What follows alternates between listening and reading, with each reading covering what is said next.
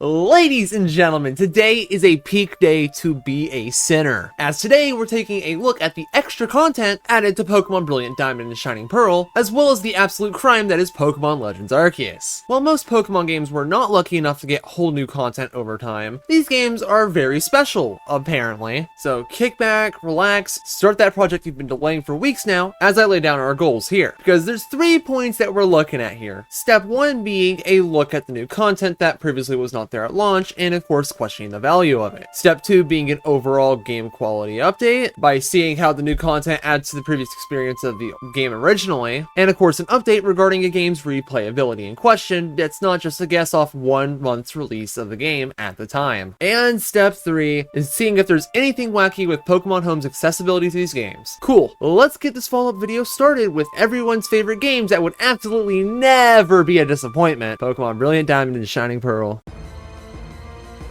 Thankfully for us content-wise, BDSP really didn't have too much added to it, so we get to keep this part short. Surprise Trade was finally given functionality, and it's just as you would expect. Random on for random on, but with a small pointless addition to slow down the game. Overall, it's a neat feature ruined by the game's Pokedex in question. Remember, there's barely any variety in this game's Pokedex, and with all the more interesting fun stuff requiring the post-game to be unlocked, or at least the National Pokedex itself, leading it to being more significantly spammed by the lower value Pokemon than any other game prior, making the feature kind of feel useless at times. Oh yeah, and the fact that the feature is locked to a single building instead of like a menu or something just hurts its convenience even more. Not that BDSP was known for its convenience. Although one neat thing to note with BDSP now is that you can actually get the Azure Flute and catch Arceus without the need of an event, leaving it permanently available, which is just lovely. Although it does come with a nasty catch, as to get the damn thing, you first have to do all of the main missions in Pokemon Legends Arceus. So you know, catching an Arceus that you could easily transfer over to these games instead of getting a new one. Why it's an issue is simple. You're completing the Pokedex in an entirely separate game. If you know anything about that game, that means I don't have to explain the obnoxious hurdles that you're jumping over for such a dreadful task. Spirit Tune, man. But,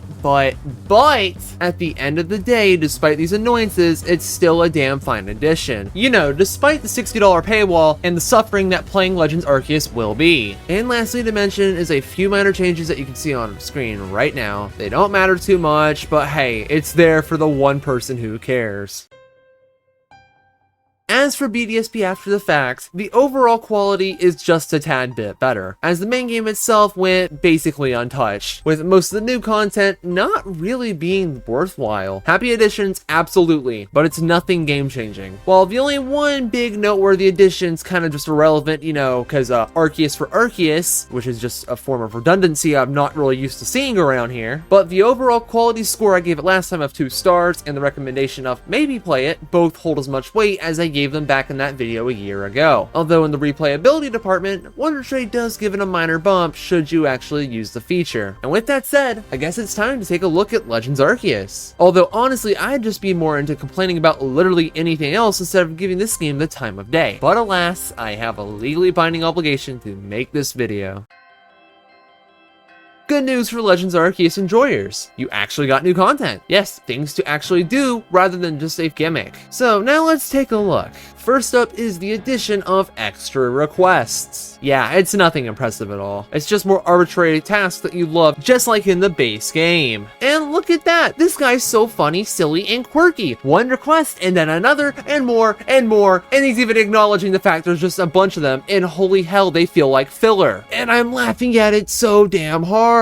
As we all know, this humor is 100% not forced in the slightest. Just like these requests, as a matter of fact, as they're all unlocked after the credits roll. And they're optional despite the fact that the game tries to throw a mini narrative at you as an introduction to the massive mass outbreak feature. These requests are not very thrilling, as the tasks themselves are just not very interesting or unique, again, in comparison to what the base game had. Similar to the next feature, being the previously mentioned massive mass outbreaks. This is a feature that can occur which spawns an absolute load of mass outbreaks for a small period of time. In fact, about 7 to 11 minutes in-game time. So, you know, hardly enough to even mess around with. Basically, it's just mass outbreaks, but again, but more. But if you beat one, you sometimes have a chance for another one to spawn in. And those are capable of having evolved Pokemon of what you've already seen, or Pokemon, but big. No, not that one. More like this. Essentially, the mechanic is pretty not useless, but kind of also not noteworthy. But only sometimes, as firstly, the feature is a rarish thing to come across, and secondly, the actual positive of making some Pokemon significantly easier to find. You know, for Pokedex reasons. So with one odd but still niche and positive addition out of the way, let's take a good old look at the worst piece of new content, the Path of Tenacity. Get this, the bad PLA battle system, but 3 times in a row. Yep, that sure is the worst idea I've seen all year. Okay, next on the feature block is the Path of Solitude, which is a neat idea in concept. And in actual execution, it has, guess what, a battle system problem. Essentially, this battling experience is completely dependent on the Pokemon you are using, as each challenge is personalized to the Pokemon. Most fights end up being a 1v1, while the completely dreadful 1v3 is possible on a few other mods. Finally, rounding this out is the Eternal Battle Reverie, which I'd argue is a great addition. If, of course, say it with me, the battle system wasn't limiting it to just being good. You bring a team of Pokemon to face off against foes, and an endurance test with currency that can be used for healing or whatever. Imagine the Battle Castle from Platinum, but also with the ability to choose what you're gonna fight next. And there you go, ladies and gentlemen. There's the Daybreak content. The Daybreak is real! And as for Legends Arceus, with all this new content in mind, the overall experience feels more complete. Another example of neglecting the main game, which easily needed the most amount of help, in order to make the end game feel less empty. And it succeeds on that front. Your reasons for coming back are better than before, which was previously nothing, as at least now you have something to do that is just not complete and utter filler content. Because as you may remember, the game's replayability is bad. And somehow it's worse than I initially anticipated prior. Yeah, crazy what time will do. Which of course is a minor inconvenience when it comes to re-evaluating the game. But that's nothing compared to the absolute oversight on my part. Remember this? Well, my objective was simple, putting Legends Arceus above Red and Blue. Yeah, little did I know putting the game that I said it was at least better than on a podium called But It's an Old Game accidentally pushed PLA above where it was initially supposed to be. So now we'll be fixing that, and of course adding the new stuff, which doesn't really carry the game very far. It is, and I really hate to say it, better than Let's Go, but just a pretty weak 2-star rating. And as for the other loose end, now's not the time to mess with Red and Blue. So let's just disregard it for now, and let's just write it off as whoopsies. But hold it there, partner. We're not done just yet. At the same time, both BDSP and Legends Arceus got access to Pokemon Home, and as you'd expect, they can now be used to send mons to and from the game and your online storage, but who cares? I'm talking about it for a reason, so let's just skip the introduction. There's a few tidbits worth speaking on, so let's start with a small issue, or a glaring one depending on how you see it, specifically with BDSP, as there's a single Pokemon that cannot be transferred in or out of Home itself. The infamous track record of the legend-slaying Spinda, just a giant pain in the rear forcing you to catch one in game, and then it never being able to be moved in or out of the game. Hopefully an issue to be fixed later, but I'm not going to hold my breath on that one. Now, while the regional task quest thing are here in these games now, it doesn't really matter. Plus nobody actually cares. But hey, it's there. Although now it's time to actually take a look at some positives from Pokemon Home's existence. First up is your Pokemon Home points, as of course you can use them to send battle points to BDSP and merit points to Legends Arceus. Congrats! It is only positives, as now you don't even have to go satchel hunting in PLA anymore, nor do you have to grind the abomination of nature that the BDSP Battle Tower is for your entire lifetime. As now, of course, you can just buy those currencies, cutting out a lot of the filler game time in both games, making them better in turn, especially BDSP, as this nonsense is incredibly overpriced for no reason. And hey look, the final positive through Pokemon Home is of course speeding up your Pokedex progression time. Obviously good for unlocking the postgame of BDSP, but fellas, get this, with Legends Arceus,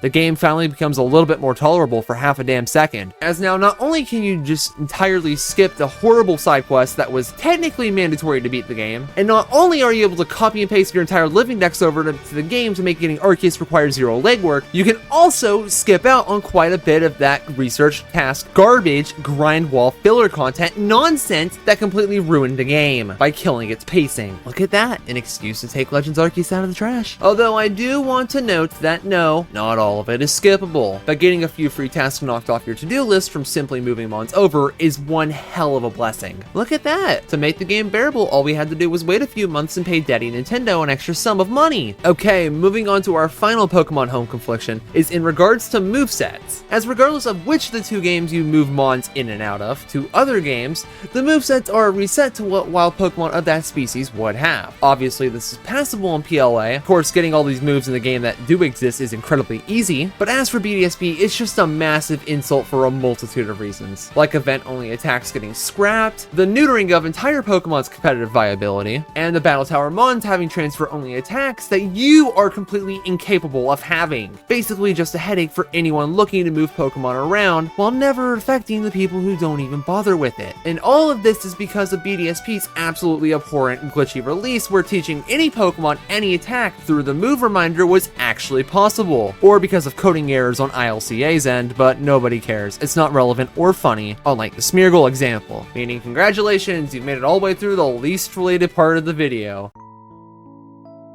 Ladies and gentlemen, hopefully you enjoyed this final glance back at 2022's course correction for its Pokemon games. Yeah, it wasn't too much, but it's nice to see at least the lesser games of the series get some extra content added to them. At least enough to make a follow-up video on the topic. Now, the real reasoning behind why I didn't just wait and re-review the games in a year or two instead is simple really. I will never re-review Legends Arceus. If uninstalling the game is the first step, that means the circus hasn't even reached its main performance yet. But hey, that's for another time. Just like how up next, we should be taking a beautiful gander at Pokemon Sun and Moon, which I've surprisingly never played before prior. So if you like that idea, then stay tuned. Otherwise, ladies and gentlemen, I'll say the reference. Thank you for watching, and I will see you guys in the next one.